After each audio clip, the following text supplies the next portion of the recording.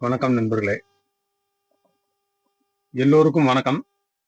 இறைவன் அருளால் எல்லோரும் நன்றாக இருப்போம். பெரியோர்களே, சகோதரிகளே, சகோதரர்களே, ஆரோக்கியம் காப்போம் நிகழ்ச்சிக்கு செல்வோம்.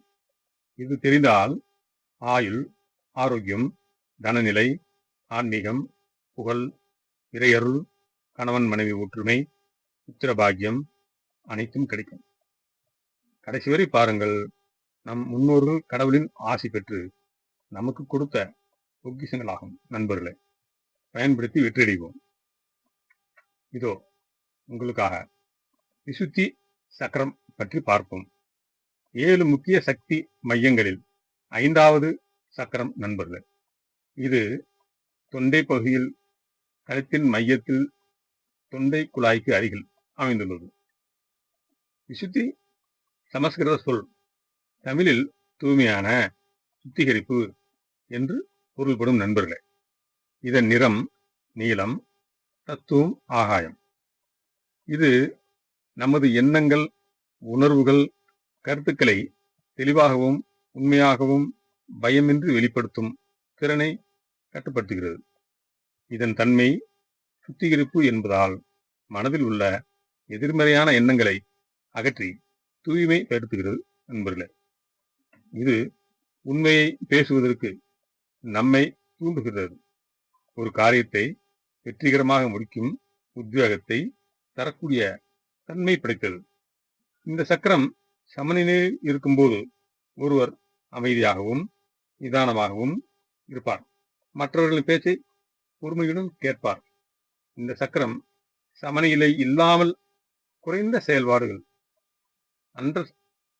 அன்றைக்டிவ், உங்களுடைய உணர்ச்சிகளையும் கருத்துக்களையும் வெளிப்படுத்த சிரமப்படுவீர்கள். கூச்ச சுபாவம், பயம், தயக்கத்துடன் பேசுதல், தொண்டை சம்பந்தமான பிரச்சனைகள், தைராய்டு சுரப்பிகளின் கோளாறுகள். இந்த சக்கரம் அதிக செயல்பாடு, ஓவர் ஆக்டிவ், என்ன செய்யும்? அதிகமாக பேசுதல், மற்றவர்கள் பேசுவதை தடுக்க முயல்தல், தனது கருத்துக்களில் ஆதிக்கம் செலுத்துதல், மற்றவர்களை பற்றி அதிகம் விமர்சனம் செய்தல்.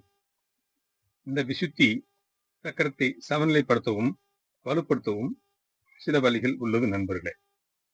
கழுத்து மற்றும் தொண்டை பகுதியில் கவனம் செலுத்தி தியானம் செய்தல்.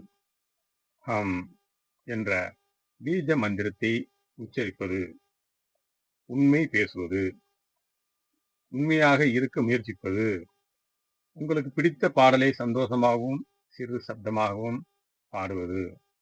இவை அனைத்தும் உடல், மனம், ஆன்மா இவற்றுக்கு சக்தியை கொடுக்கும் முக்கிய பாலமாக செயல்படுகிறது நண்பர்களே. மேலும் இந்த சக்கரத்தை சமநிலைப்படுத்த உதவும் முக்கிய யோகாசனங்களை பற்றி பார்ப்போம்.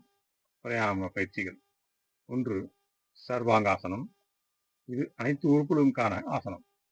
இந்த ஆசனம் கழுத்து பகுதி அழுத்தம் கொடுத்து தைராய்டு சுரப்பியின் செயல்பாட்டை மேம்படுத்தி சக்கரத்தை தூண்டுகிறது நண்பர்களே. 2. கலாசனம். 3. மத்யாசனம். 4. உட்சாசனம். 5.